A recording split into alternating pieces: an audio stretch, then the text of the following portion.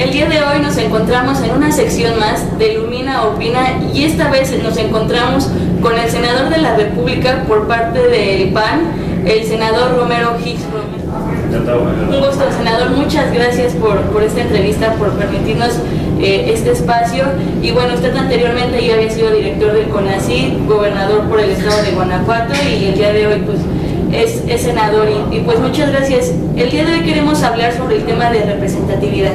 Para comenzar, nuestra primera pregunta: ¿considera usted que el 2% actual con el que un partido puede mantener su registro es suficiente, es adecuado o se debería de modificar? Hay que entender cuál es la lógica de la representación en ambas cámaras. En el diseño republicano, el Senado representa las entidades federativas de origen y la Cámara de los Diputados representa a la población. Entonces, cuando uno se pregunta, en el caso de las cámaras, ¿a qué lógica obedece? Debería ser a las diversidades de las opiniones de una sociedad. La realidad es que hoy en día los tres partidos de mayor tamaño, Acción Nacional, el PRI y el PRD, prácticamente representan el 90% de la intención de voto y los grandes números, sin demeritar al resto de los partidos políticos, que desde luego son respetables. En opinión de quien está siendo consultado en este momento, considero que el 2% es un porcentaje muy pequeño. ¿Cuál es el origen de todo esto? El presidente López Mateos propuso en su momento la creación de los diputados del partido, y esto se hizo en el sexenio de 1958 a 1964, hace prácticamente ya 50 años. 50 años más. Aproximadamente, un poquito más, porque había una etapa en donde el partido hegemónico ganaba prácticamente todo y era importante darle alguna participación al resto de las diversidades del país. Entonces el 2% es un número importante. Considero con todo respeto que no. Cualquier porcentaje es arbitrario. Sin embargo, si en un país estamos viendo estas tendencias, habría que revisarlo. Acabamos de concluir una reforma político-electoral y este tema prácticamente no se revisó a detalle, se hizo un ajuste menor. Y hay que considerar que además hay estados del país todavía ese porcentaje es todavía aún más reducido. Entonces termina, me tocó estar en un congreso local del lado del Ejecutivo, en donde hay partidos políticos que de 36 diputados locales en Guanajuato tienen 1 o 2 diputados. Entonces siempre hay esa pregunta: ¿cómo avanzar? ¿Cómo avanzar en ese tema, verdad? Los legisladores electos, senador, por este medio de representación, bueno, no electos tal cual, sino de representación proporcional, ¿no?, que son por listas de los partidos y demás, ¿qué tanto representan en realidad a la sociedad mexicana?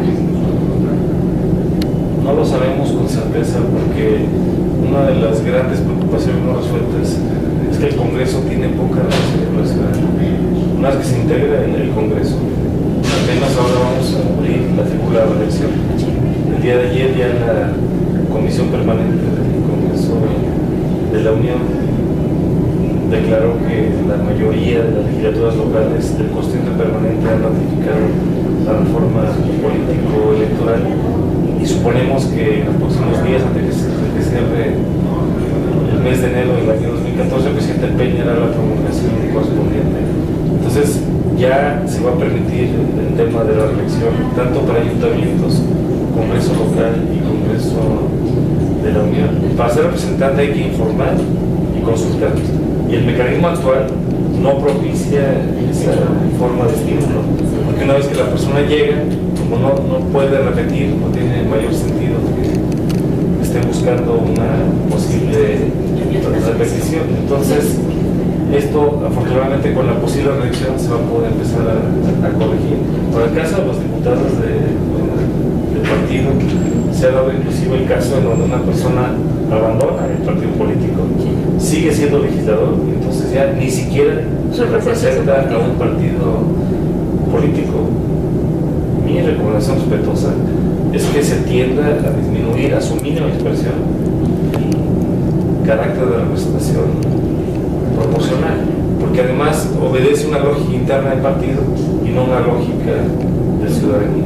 Sí, inclusive algunos escritores como Daniel Zubato se han preguntado si no también se tendría que en estas reformas políticas electorales también reformar los estatutos de los mismos partidos para la conformación de estas listas nacionales y de plurinominales, ¿no? Sí. Y bueno, ¿cuáles son los mecanismos entonces para garantizar la representatividad de los ciudadanos en las cámaras? La vía directa es la elección, en el caso de la Cámara de Diputados, por distrito, y en la Cámara de Senadores la primera mayoría. En el diseño original republicano había distritos y cada entidad federativa tenía solamente 2 senadores. Ahora hay una fórmula de primera mayoría y una segunda fórmula que también tiene ese acceso, pero no hay esa conexión con la ciudadanía. ¿Cuál ha sido el mérito de tener las representaciones de lista o plurinominales? Pues primero, que varios de los partidos que no eran competitivos fueron creciendo en la posibilidad de serlo, y algunos de sus mejores cuadros fueron llegando a la Cámara de Diputados y a la Cámara de Senadores o a los congresos locales, y fueron ganando espacio, y eso permite escuchar a todas las voces. Sin embargo, a la ciudadanía le dicen un poco, hicimos una pregunta que tenemos que hacernos. Por supuesto. Y bueno, ya que estamos hablando de las listas, de los partidos y la cuestión de los plurinominales, desde su punto de vista, ¿qué cree que sea más complicado o más difícil accesar a ser legislador? ¿Por la vía de los plurinominales, que hay todo un jaloneo a veces interno dentro del partido, o ser electo por la ciudadanía, pero que también conlleva hacer una campaña más ardua y competir directamente con otros partidos? Sin duda el camino a la ciudadanía. Si yo tuviera la oportunidad de hacer nuevos diseños, disminuiría su mínima expresión los diputados y los senadores de lista. Y en todo caso, si va a haber un mecanismo de representación, lo haría para los segundos lugares que obtuvieron las mejores posibilidades de las votaciones. Así se hace, por ejemplo, en la Asamblea de la Ciudad de México, en el Congreso de Guanajuato, y algunos de los mejores segundos lugares son los que van llegando. Evidentemente hay que tener la campaña para poder estar en contacto con la ciudadanía, saber qué piensa, qué siente, qué sueña, qué propone, y si no, lo contrario, solamente la lógica de la lista interna. Hay legisladores muy respetables, desde luego, sin embargo, toda su carrera ha sido por la vía de las listas de representación proporcional y no pueden tener los elementos de sensibilidad. Sí, por supuesto, atienden más a lo mejor a fines del partido que de la ciudadanía en muchas ocasiones, ¿no?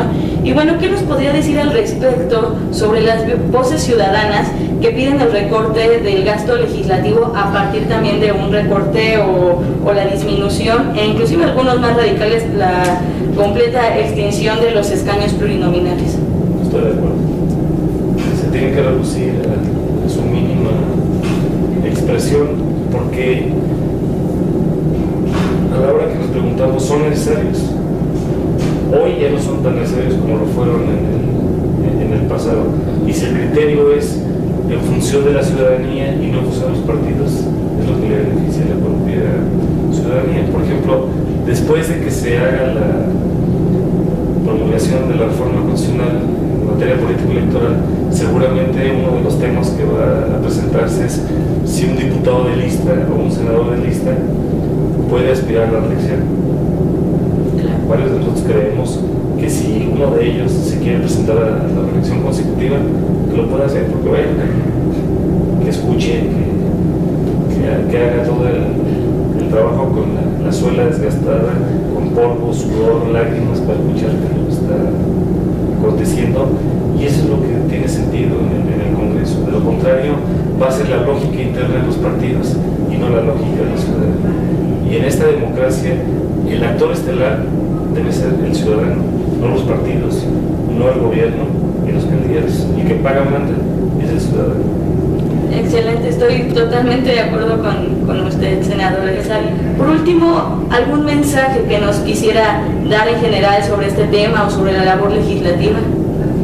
Estamos viviendo un momento clave en la historia del país, en la que se han hecho cosas novedosas de manera reciente para poder revisar políticas públicas, legislación y rediseño institucional. Por ejemplo, el Congreso actual ha tenido la posibilidad de incidir en aspectos muy importantes. Primero, corregir la ley federal del trabajo. Tenemos 9 presidentes que nos ha tocado. Segundo, la ley de control gubernamental para que haya el máximo de transparencia en el ejercicio del gasto público. Desde los cerca de 2.460 municipios del país, todas las entidades federativas, evidentemente el gobierno federal. Luego vienen las reformas estructurales que a partir del Pacto por México se han podido desplegar. Exista o no el pacto, se pusieron 95 prioridades y se fueron trabajando. Es el caso tercero de la reforma educativa, el único, y nos ha tocado el privilegio de colaborar con ella, que tuvo el ciclo completo, una reforma constitucional y 3 leyes secundarias. El siguiente ejemplo, y ya vamos avanzando en la lista, es la reforma de telecomunicaciones. Ya se hizo la reforma constitucional, ahora faltan las leyes secundarias. El caso de la reforma energética, porque también ya está reformada la Constitución, y en los próximos meses, alrededor del 20 de abril, tienen que estar las legislaciones secundarias. La reforma político-electoral, donde para el 30 de abril también tiene que haber una reforma de la ley de partidos políticos, otro tipo de legislación, que en realidad son 14 leyes, entre las nuevas que se van a adaptar, el tema de transparencia, en fin. Pero más allá de las reformas, la pregunta que tenemos que hacernos es ¿para qué sirve? ¿Qué le dice al ciudadano? En la medida en que incida en el bien ser y el bienestar del ciudadano, vamos a seguir adelante, porque la ley es un marco de referencia que ayuda mucho. Sin embargo, tiene limitaciones, no cambia automáticamente la realidad. Y si lo que queremos es que México sea un país democrático, al alcance del artículo 3 de la Constitución, donde establece que la democracia no es solamente una forma electoral, sino es un régimen político y es una forma de vida. Lo que importa es que el ciudadano lo vea. ¿Y qué es lo que le preocupa al ciudadano? Fundamentalmente el tema de la economía y el ingreso familiar, el tema de la seguridad pública, el tema de la pobreza y sus necesidades elementales. Y ahí es donde tenemos que tener mejores gobiernos, municipio, estado, federación y los congresos apoyando. Podríamos tener muchas excusas, sin embargo no tenemos derecho a fallar. Entonces estas preguntas, pues, el ciudadano probablemente no nos da esa respuesta inmediata. Una de las preocupaciones que tengo, y la conozco porque lo hemos medido en encuestas, en posibilidades anteriores, es, por ejemplo, si el ciudadano conoce quién es su diputado local, quién es su diputado federal, quién es su senador, para qué está actuando. Y la realidad es que la ciudadanía no tiene una visibilidad muy clara sobre qué está haciendo ni el Congreso local ni el Congreso de la Unión. Es la línea ejecutiva la que mejor conoce quién es su alcalde, su ayuntamiento, su gobernador, su presidente de la República. Entonces todo esto tenemos que trabajar mucho, por eso estas preguntas son fundamentales. ¿Qué representa y para qué sirve? ¿Cómo vamos a legislar? ¿Cómo vamos a aprobar presupuestos? ¿Cómo vamos a ratificar funcionarios públicos en lo que le toca al Senado si no estamos en comunicación directa con quien nos otorga un mandato?